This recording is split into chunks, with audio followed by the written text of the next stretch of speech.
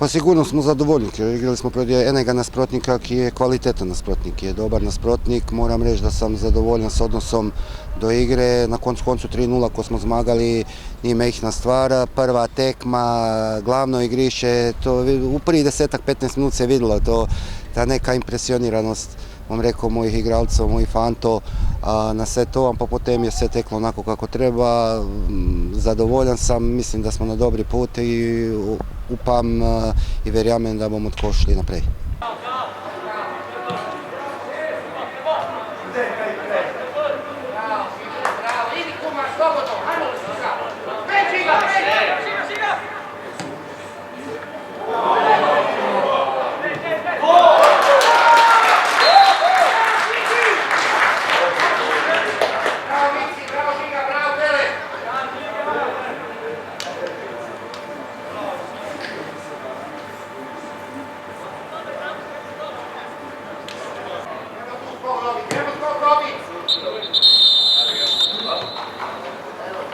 Na začetku smo imeli malo težav, potem pa smo igro popolnoma nadzorovali.